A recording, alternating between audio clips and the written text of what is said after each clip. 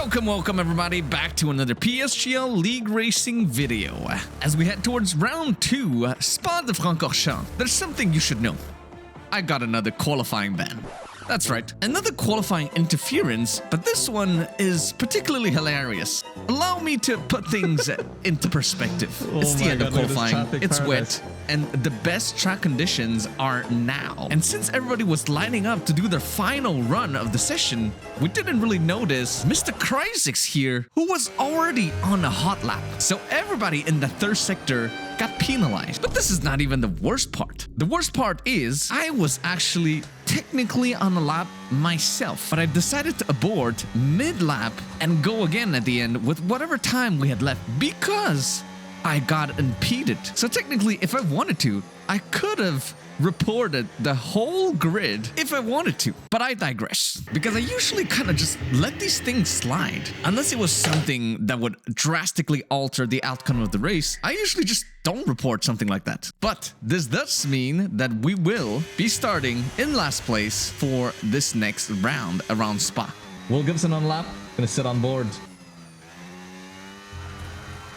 Oh, Will Gibson! And honestly, looking at these times, I'm completely blown away. Especially for the few guys at the top, that is really, really impressive lap time. Alexander Kraft, where did this guy come from? Jesus Christ. Wait, there's rain halfway through the race. What the fuck? One slot at the end. What do you think is the play here? Holy shit, they're all going hard. Mamma mia.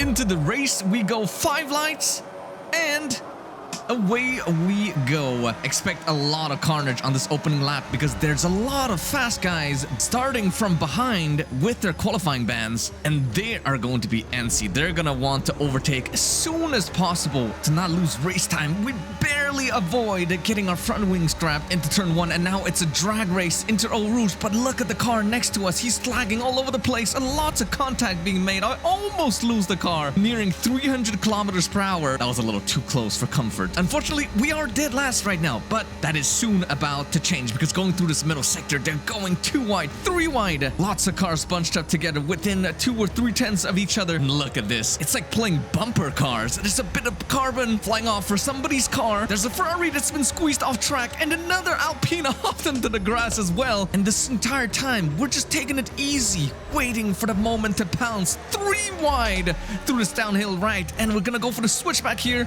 Giovanni and the Williams gets pushed off track, and the Ferrari in the wall hits a DNF. Somehow we gained 3 positions. Jesus Christ! What the hell is this? Holy shit.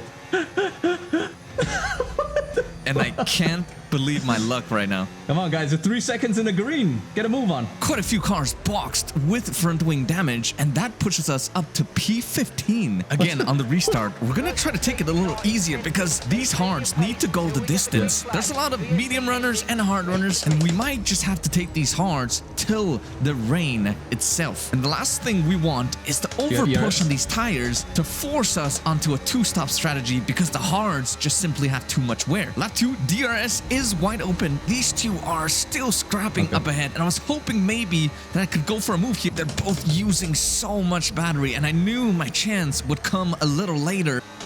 Yeah, we got better race pace. Let's so smoke too soon. And honestly, I felt really confident going into this race. Belgium was a track that I knew well, and I was confident that my race pace would bring me pretty far. And at this point, I knew the Ferrari had used up a lot of battery trying to fight the other Aston, which is why coming out of Blanchimont, I'm gonna turn the battery back on again while he is starting to recharge. I'm gonna try to go around the outside. A little moving on the braking maybe just left us just enough space. Still, that little maneuver put him out of the DRS of the Aston in front, and that is absolutely perfect because that's going to allow me to line up a move going into Eau Rouge, and he goes really wide again. Not sure if just struggling on pace or maybe he was running with damage on his front wing. Nevertheless, we're gonna go for it here because he's going to be defenseless down the Camel Straight. Again, he goes wide through Radion, and it's going to be an easy move. And we're gonna slingshot back into the DRS of the Aston ahead, who is also out of the DRS of the Mercedes in front. And it is imperative that we get back inside that lead train, because every lap that we're outside of that 1 second window, we will be losing 5 or 6 tenths on the main straight. And the Aston is pushing quite hard here, so have I. I'm barely inside that 1 second window and he's just about out of it. And I'm gonna go for the overtake on him here. And he wants me to do the same as well. We have to work together here to get us back inside that train. But I'm running dangerously low on battery. And the cars in front, just from having DRS, they just gained almost a full second on us. We lost a full second on that straight. And I'm pushing like crazy, draining my battery out of every corner. The gap is 2 seconds going into Puan, and coming out of Stavilo, it's 4 tenths from being inside that 1 second window. And I'm draining my battery still, but the guys in front, they got slipstream and a full tank of battery. And if only the Aston was close enough behind to slingshot past me here. I am so close from being that one inside that 1 second window, but we don't quite manage to do it. It's 28 thousandths coming out of the first corner, but we're out of battery, and the Aston behind is a little too far for us to swap around. This is not good, because you'll see in a second, DRS and battery and slipstream, it's going to widen the gap up again, up to close to 2 seconds, because we're absolutely running dry. DRS is too quick. I need some of them in front to fight. Fuck me, man. How did he lose DRS?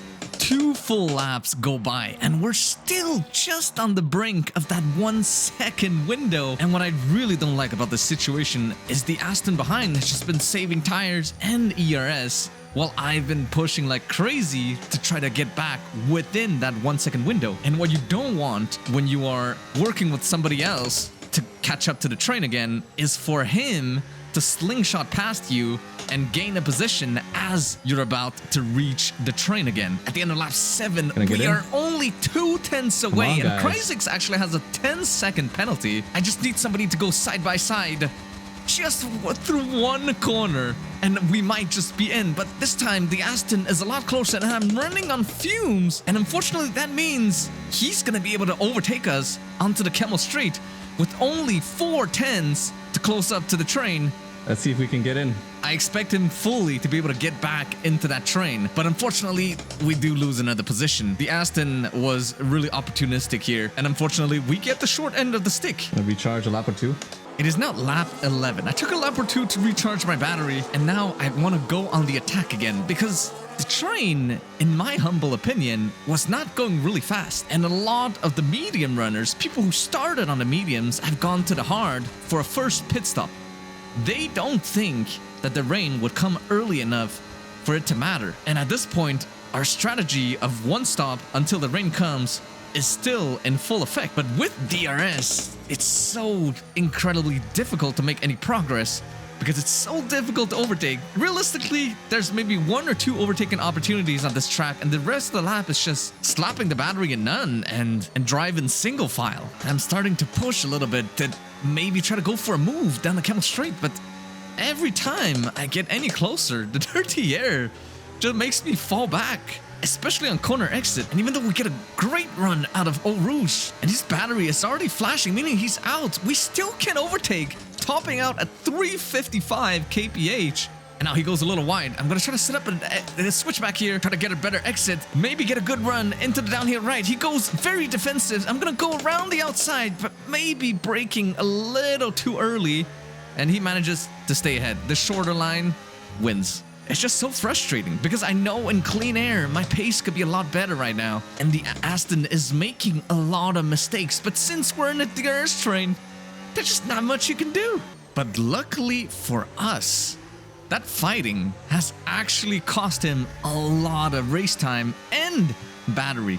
He's recharging on the straight, but into turn 1, he's gonna go very, very deep, just on the brink of falling out of DRS. And I know he's running low because he started recharging very early on the pit straight, and I'm gonna use all of my battery here once we cross Eau Rouge to try to get past him. We only have 20% crossing Radion, but he has even less. He's been flashing down the entire straight, and thanks to that, we managed to come up to the back of him with so much overspeed, it's not even a contest. But now the gap is 4 tenths to Cryzix ahead, and again, I have to drag us back into the train. And at this point, the setup still felt good, the tires felt good, and I was confident in my pace. And out of Stavilo, the gap is 9/10.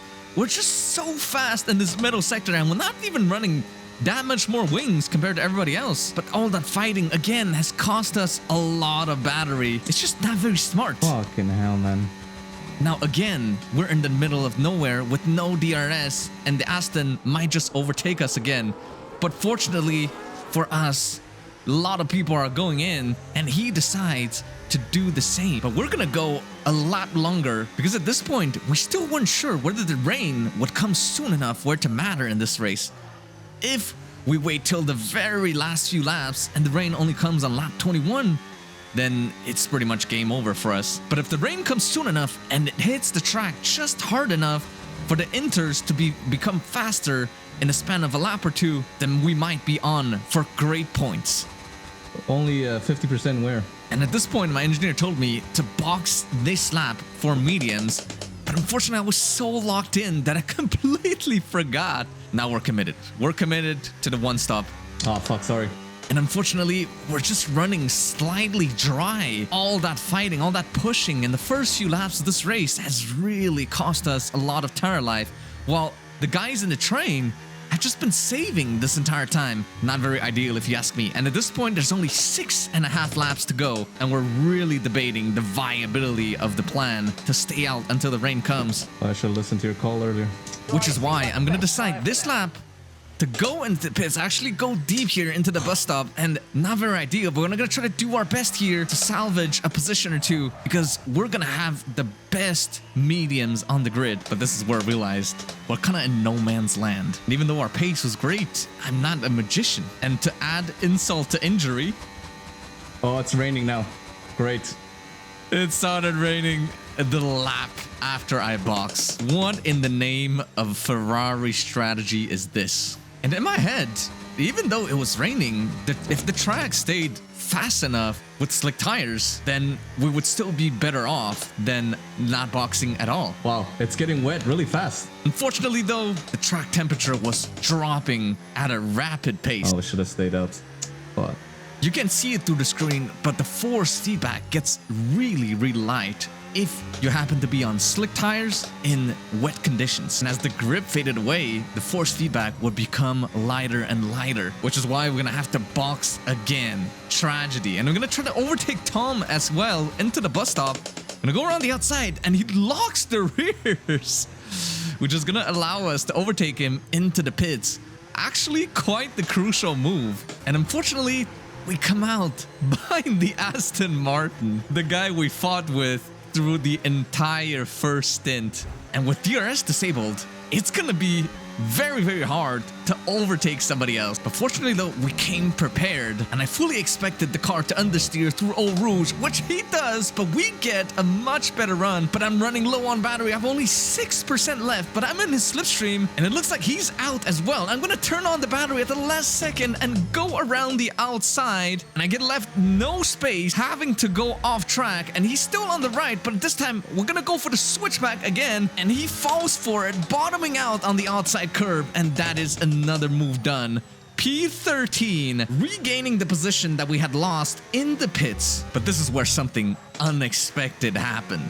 A virtual safety car is deployed, which then turns into a full safety car. And as we're about to go racing again, at the end of lap 20, several people actually boxed again to be on new inters.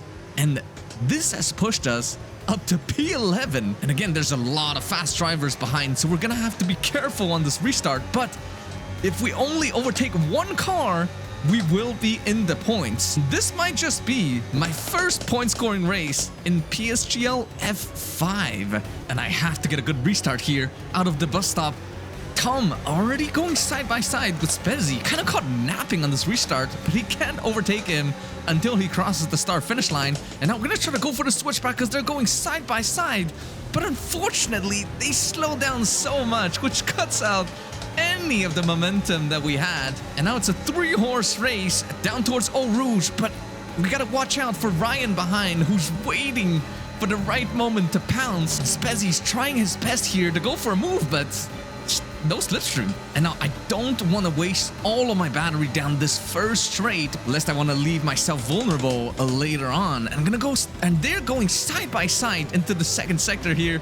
And I'm waiting for my opportunity. I want to go for the switchback here, but unfortunately we get hit by Ryan from behind, who was also trying to go for a move down the inside. And I'm going to go semi-defensive so nobody thinks about sending it down the inside. But unfortunately, that's an opportunity gone. And again, Ryan goes for a big send into No Name, which hits us in the rear, almost taking us out. And I didn't like that one bit because that cost us so much time to the two drivers in front. And unfortunately, in the rain, it is so incredibly hard to overtake with the dirty air, and with the lack of DRS, it just makes things nearly impossible. Fortunately, we managed to fend off Ryan, but we did not make any progress forward. What was that from Ryan?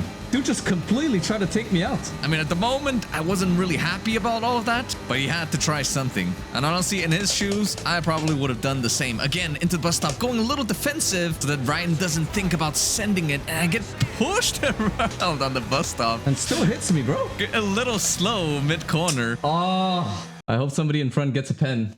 If he gets a pen, we are in the points. And what do you know? Lucas Serra actually got a 5-second penalty from crossing the pit exit line, which means we actually finished P10, baby.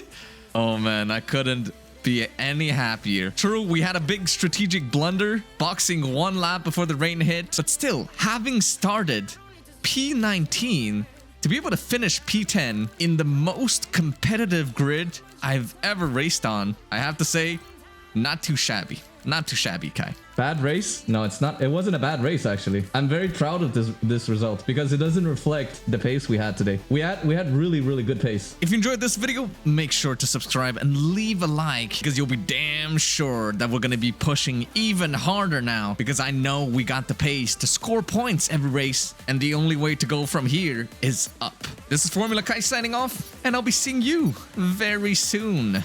Ciao, ciao.